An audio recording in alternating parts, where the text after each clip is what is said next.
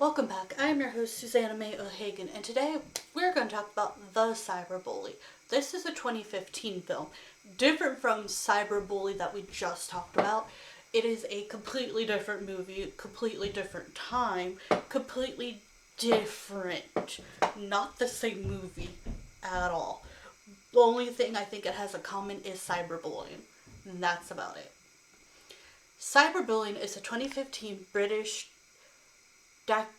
docudrama television film that premiered on Channel 4 on 2015. The film takes place entirely in the bedroom of Casey Jacobs and happens in real time. You see, the whole taking place in the bedroom was weird to me, but that's just because the whole thing was just so weird. It was a good movie, just so not used to it. I'm still getting used to these movies where it's like everything's like just computer, and I'm like, yeah, that's how we communicate now. It's just kind of getting used to it in film. One evening, Casey is listening to music but finds her Spotify setting are being tampered with while Skyping with her best friend Megan. Let me tell you this, Casey is a character that you at first find sympathy for her, and then you're like, do you dislike her? Don't you? It's a whole thing. Who is about to go on a date. Casey learns that her ex-boyfriend Nathan has posted a cruel comment on Twitter about her use of antidepressants. Megan confides in their friend Alex and suggests that he hack Nathan's account as revenge, but he declines. After Casey and Megan and their chat, Casey receives an instant message. Abstain from Alex, who provides her with a hacked link to Nathan's Twitter account. Casey eagerly posts a tweet about Nathan's can't say those words on YouTube. These words as revenge. However, she notices that the type of language the messenger is using is not the sort that Alex would use. Casey realizes that the messenger is an anonymous hacker. The hacker first described himself as a fan, showing Casey previous action across social media, even under her online persona, Chronic Youth, before pointing out that Megan has included a photo of Casey on her Instagram account for a long time. Finally, they reveal that they are a vigilante who helps victims of cyberbullying. Suddenly frightened, Casey excuses herself from the chat, but after seemingly complying, the hacker activates a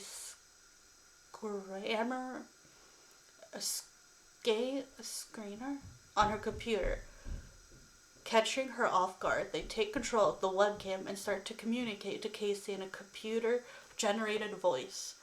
The hacker reveals a series of photos that Casey took of herself and threatens to post them online if she either leaves the room, answers any calls, or her father, who repeatedly calls for Casey and knocks on her door, enters. Casey tries to covertly send a message to Megan, but the hacker intercepts it by accessing her phone as well, effectively leaving her trapped and isolated. To Casey's horror, the hacker then uploads a video that she and Megan film, revealing of their friend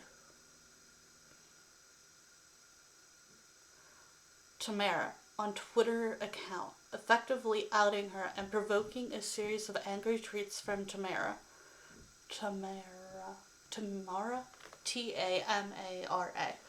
When Casey demands to know how the hacker's actions are helping her, the hacker scoffs and reveals that it is Casey who's the cyberbully. That's right. The girl that we're all like trying to feel sorry for is actually the bully, which makes you really annoyed with the character. The hacker explains how Casey's chronic youth activity constitutes cyberbullying, such as a video she made dreading a group of online shoppers. They also revealed that they had posted the comment about Casey from Nathan's account in order to bait her. Casey at first dismisses this association, attempting to justify her actions as being normal for a teenager. The hacker then uses a series of videos and screen grabs to tell her the story of Jennifer Lee, a former schoolmate. Okay, back it up. Schoolmate whose singing video on Vine had suffered a deluge of abuse as a result of Casey trolling one of her music videos, which instigates a cyberbullying and harassment campaign against her. Jennifer eventually posts a video in which she told the story of her abuse with flashcards, and shortly afterwards is no longer with us. Casey wonders if the hacker is a relative of Jennifer's and tearfully expresses remorse for what happened, but the hacker denies this and instead demands that she admit to being a cyberbully, apologize, and take responsibility for Jennifer's death. Casey does so, but the hacker believes she is being insincere and being uploaded both Casey and Megan's photos. Regardless, the hacker announces that Casey will have to choose either death by taking antidepressants for each picture to keep them from being posted until she does that, or lives with the shame that would follow from the exposure, along with the loss of her best friend. Defeated, Casey prepares to take her medicine when she sees the hacker expressing astonishment by typing har har har, which matches the language of one of Jennifer's more aggressive trolls. I want to say Street Pike 84. Casey starts to push back against the hacker, learning they have gobbed several others into committing that. Her father turns up with a message from Megan, who has decided that Casey's recent activity is not really her doing. Casey then vomits up the pills she has already taken. Touched by her friend's trust, she eventually decides to call Megan back. The hacker repeats their threats, but makes several tropes, revealing that they are beginning to flutter. Casey simply tells them to go ahead and post the photos if they wish, because they can do nothing to control the actions or emotions of her family, friends, or real life. Defeated, the hacker pleads with Casey to stay by offering to reveal their true identity. Casey looks right into the webcam and tells the hacker that their identity does not matter to her because once she stops talking to them, they become nothing. Casey then closes her computer, cutting off the hacker. Overwhelmed by the hour-long ordeal she had just been through, Casey opens her door and collapses outside. She tearfully calls to her father, who rushes to her. This is a really weird movie to me. I don't know how to feel about this movie. It's very complicated. A British teenager is forced by a computer hacker to do his bidding. If she refuses, the hacker will leak compressing photos of her to the public.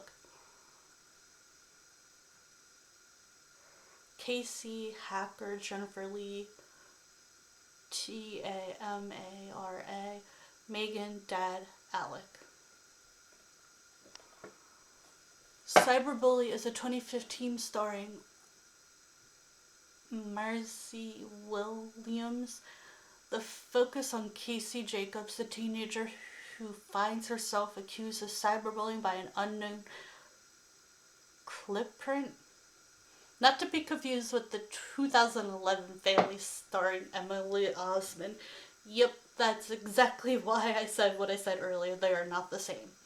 Adults Are Useless, played with Casey's dad, can be heard outside her room trying to help her, but she pushes him away. Still, the fact that he doesn't actually come into the room when she's obviously distraught and known to be on antidepressants could clearly be held against him.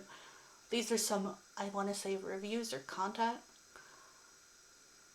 Communication comes through a computer, but the menace of this trope is very much in play for most of the film.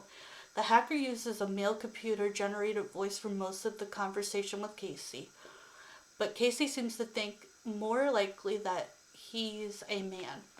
Cyberbullies have no power if you stop talking to them. Or, as Casey herself put it, rule number one, don't feed the trolls. Okay, I'll have to learn that one. The hacker, his various breakdowns begin the second Casey starts ignoring him. Though she spends a lot of time scared on the back foot, when an opportunity comes for Casey to use her brain, she fully exploits it. Casey admits that if someone bullied her little brother the way Jennifer was bullied, she want revenge too. Casey is accused of being this as she tries to work out who the hackers. When she thinks it might be Jennifer Lee or one of her loved ones, Casey makes suitable, remorseful sounding apologies, but when the hacker says he doesn't believe her sincerity, Casey immediately snaps out of a victim retort. Casey's sorrow over Jennifer Lee's suicide is clearly genuine, however. The film takes place entirely in Casey's bedroom because the hacker is fully aware that the second Casey leaves the room or someone else joins her, his power will be broken. Consistently, he repeats, ensuring this does not happen. There are so many here. I'm not reading all of these. An early one when Alex says, "We sit next to each other" in English. Jennifer Lee, "Stop the Hate" video. She said that singing reminds her of her mother. Yeah, there is a lot here. Let's see. I think the movie's interesting. You should give it a watch. It's definitely different than the other one. I give it a 7.5 out of 10. It's not my favorite movie, just like I give the other one like a 6.5 out of 10.5. Like, it's not my favorite movies, but they do try to help in some way. And they do show what cyberbullying can do, so that's definitely in there. I hope y'all have a great and wonderful day, and I hope y'all learn something from this. Let's try not to be a cyberbully. But I will try to listen to her. Don't